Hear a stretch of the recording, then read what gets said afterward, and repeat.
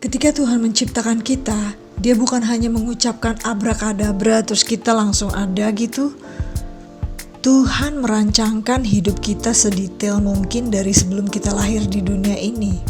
Di dalam Yeremia 1 ayat 5 dikatakan, "Sebelum aku membentuk engkau dalam rahim ibumu, aku telah mengenal engkau."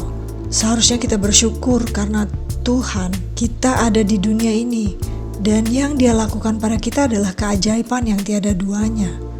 Di dalam Mazmur 139 ayat 13 dan 14 dikatakan, "Sebab engkaulah yang membentuk buah pinggangku, menenun aku dalam kandungan ibuku.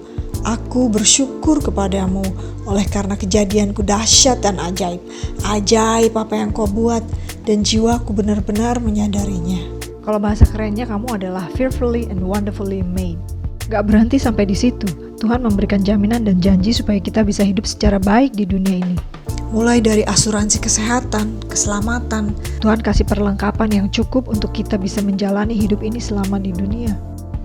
Di dalam Yeremia 29 ayat 11b dikatakan, "Yaitu rancangan damai sejahtera dan bukan rancangan kecelakaan, untuk memberikan kepadamu hari depan yang penuh harapan."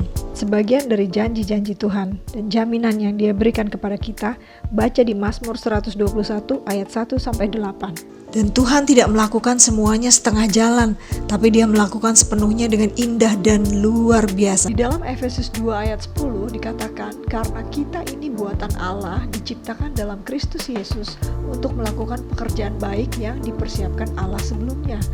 Ia mau supaya kita hidup di dalamnya." Sebab kita terlahir ke dunia ini bukan karena kebetulan, bukan karena kecelakaan, bukan karena ketidaksengajaan, tetapi lahir karena kasih Tuhan serta memiliki rancangan hidup yang indah darinya. Pasti banyak yang ragu dan tidak percaya tentang betapa berharganya kita bagi Tuhan.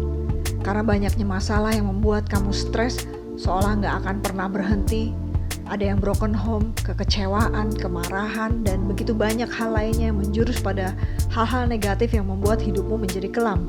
Jika kamu merasa hal ini terjadi padamu, percayalah Tuhan begitu mengasihimu. Dia punya rencana indah dan Ia rindu untuk kamu mendekat kepadanya. Tuhan tidak pernah bilang hidup ini mudah, makanya Dia beri kita bimbingan dan perlengkapan untuk menjalani hidup ini. I think it was my perception of who Jesus really was, I'd had really bad examples of Christians in my life. Boleh-boleh aja skeptikal, tapi sebelum kamu melangkah jauh dari janji Tuhan ini, cek dulu kebenarannya sama Tuhan sendiri. Dan jangan sampai menjadi yang terakhir seperti yang firman Tuhan katakan di dalam Matius 19 ayat 30. When you trusted Jesus Christ as your personal Savior, He forgave you all your sin. He brought you into a relationship with Himself, a personal relationship, that from that point on, watch this, you can call yourself a child of God. Say that again. A child of God. That's who you are. That is your possession. You now have a heritage, and that heritage is that God is your Father. Jesus Christ is your Savior, your brother, and you are now a member of the family of God. It's not only did He save you and forgive you and cleanse you and write your name in the Lamb's Book of Life, make you a part of the kingdom, but He gave you this promise. This promise is in 1 John 1. If we confess our sins, He is faithful and just to forgive us our sins and to cleanse us from all unrighteousness. What an awesome promise. Here's what that means. It means that as I live out my life in this filthy, dirty world, I can stay clean every day. Because He says if we confess our sins, He's faithful. That is, you can trust Him. Faithful and just. He has the right to do it. His continued presence in our life. Think about this. Who else can promise you this? If Jesus Christ is abiding in me, living in me, then I have the most valuable thing possible on the inside of me.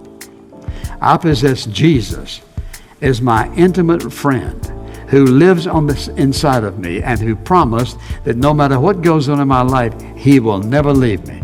You can't beat that for a promise or for friendship. That is an awesome possession which no one else can give you and no one else can promise you that. Then, of course, He promises us that we don't even have to live this life in our own strength and power, but we have the Holy Spirit who is called our helper, there in John chapter 14, verse 16. Aku akan minta kepada Bapa dan Ia akan memberikan kepadamu seorang penolong yang lain, supaya Ia menyertai kamu selama-lamanya. When you accept Jesus, He says that now you walk with the Holy Spirit. So I think I just want to be led by the Holy Spirit. When He comes, He talks about what He will do for us. When He calls you to serve Him, you have the Holy Spirit to enable you, to give you wisdom and direction and guidance for your life, and to empower you in order to do well, to do good, whatever He calls you to do. Nobody else can do that. You have, watch this, you have the third person of the Trinity living on the inside of you. Listen, and you have His guarantee that He will never leave you. This is the sovereign God of the universe who says, I will never leave you nor forsake you. Mungkin selama ini kamu terbuai dengan keadaan yang kamu alami sehingga mengabaikan kebaikan Tuhan atau kurang mengerti tentang Dia sebenarnya. Tapi sekarang kamu sudah tahu sedikit kebenaran tentang dirimu, maka jangan sia-siakan dan salah melangkah dalam setiap keputusan di hidupmu. Dan kamu bisa pelajari di Efesus 5 ayat 1-8 bagaimana hidup sebagai anak Tuhan. You're now a child of God. That's who you are.